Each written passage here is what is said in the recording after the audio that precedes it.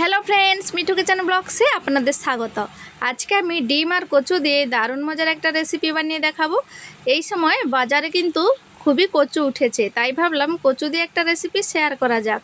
কচুটাকে ভালোভাবে পরিষ্কার করে ধুয়ে নিয়ে বীজখান দিয়ে চিরা লাগিয়ে ডিমের সাথেই সেদ্ধ করে নিয়েছি। ডিম আর কচুটাকে ভালোভাবে ছাড়িয়ে নিয়েছি আর দুটো আলু ডুমো ডুমো করে কেটে ভালো করে পরিষ্কার করে নিয়েছি।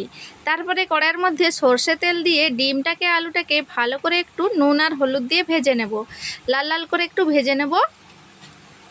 চাইলে কিন্তু আপনারা ডিমটা ভাজার সময় নুন আর কাশ্মীরি লঙ্কার গুঁড়ো দিয়ে ভেজে নিতে পারেন, তাহলে কিন্তু কালারটা দারুণ লাগবে।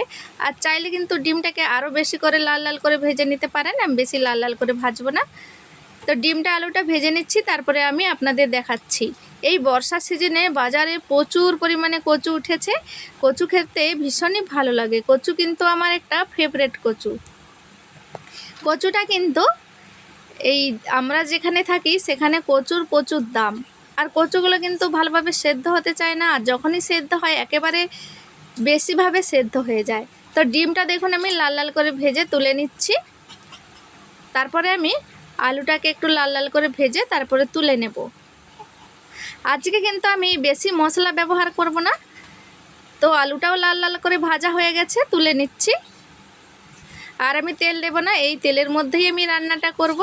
তো এই সরষে তেলের মধ্যে কিছু ফোড়ন দিয়ে দিয়েছি, জিরে, এলাচ, দারচিনি, লবঙ্গ আর তেজপাতা আর শুকনো লঙ্কা। ফোড়নটা দেওয়া হয়ে যেতেই পেঁয়াজটা কুচি করে দিয়ে ভালোভাবে নেড়েচেড়ে একটু ভেজে নিয়েছি। তারপরে আধখানা টমেটো দিয়ে ভালোভাবে এভাবে নেড়েচেড়ে পেঁয়াজের সাথেই ভেজে নেব, যাতে টমেটো আর পেঁয়াজটা ভালোভাবে সেদ্ধ হয়ে যায় বা ভাজা হয়ে যায়। তারপরে দিয়ে দিচ্ছি আদা রসুন বাটা। আদা রসুন বাটা দিয়ে ভালো করে মশলাটাকে কষিয়ে নিতে হবে। দিয়ে দিচ্ছি সামান্য পরিমাণে ধনে গুঁড়ো, হলুদ গুঁড়ো আর ঝাল লঙ্কার গুঁড়ো দিয়ে ভালো করে মশলাটাকে কষিয়ে নিতে হবে। আমি যেভাবে কচু রান্না করছি এইভাবে রান্না করে দেখুন, গরম ভাতের সাথে দারুণ লাগবে। রুটি দিয়েও খেতে পারবেন আপনারা, অসাধারণ লাগে কচুর এই রেসিপি। তো মশলাটা আমি ভালোভাবে এভাবে করে কষিয়ে নিচ্ছি। কষিয়ে নেওয়া হয়ে গেছে, সামান্য পরিমাণে একটু জল দিয়ে ভালো করে আবারও কষিয়ে নিচ্ছি। তেলটা ছেড়ে এলেই তারপরে কিছু মশলা অ্যাড করব।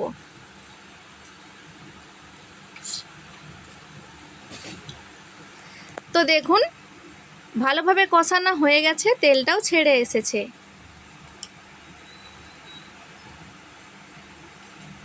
এইবার আমি দিয়ে দিচ্ছি সেদ্ধ করা কচু আর ভেজে রাখা আলুটা দিয়ে ভালোভাবে নেড়ে চেড়ে কষিয়ে নিতে হবে। চাইলে কিন্তু এইভাবে শুকনো শুকনোভাবে রান্নাটা করতে পারেন, আমি কিন্তু একটু হালকা ঝোলঝোল রাখবো। ভালোভাবে প্রথমে এইভাবে কষিয়ে নিতে হবে।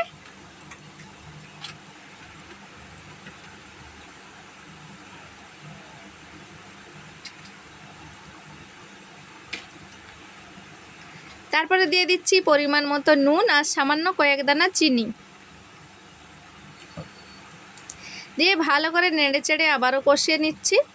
ফ্রেন্ডস, আপনারা পুরো ভিডিওটা দেখতে থাকুন, আর ভিডিও ভালো লেগে থাকলে লাইক কমেন্ট শেয়ার করে চ্যানেলটিকে সাবস্ক্রাইব করার অনুরোধ রইল।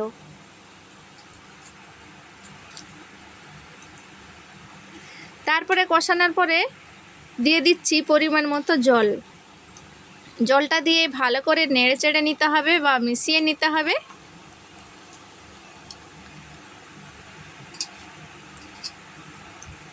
তারপরে আমি সাথে ভেজে রাখা ডিমটাও দিয়ে দিয়েছি। ডিমটা দেওয়ার পরে একটু রান্না করে নিতে হবে। আমি একটু ঢাকনা দিয়ে দিচ্ছি। তো দেখুন এখানে আলুটা সেদ্ধ হয়ে গেছে, কচুটা তো আগে থেকেই সেদ্ধ ছিল, আর ভেজে রাখা যে আলুটা দিয়েছি সেই আলুটাও সেদ্ধ হয়ে গেছে। রান্নাটা এখানে আমার পুরোপুরি কমপ্লিট হয়ে গেছে। উপর থেকে গরম মশলা দিয়ে দিচ্ছি, দিয়ে ভালো করে মিশিয়ে নিচ্ছি। এই সময় গ্যাসের আঁচটা বন্ধ করে দিয়েছি। তো ফ্রেন্ডস, আপনাদের এই কচু আর ডিম দিয়ে এই রেসিপিটা আপনাদের কেমন লাগলো কমেন্টে জানাতে অবশ্যই ভুলবেন না। ভালো লাগলে একটা লাইক করে দেবেন।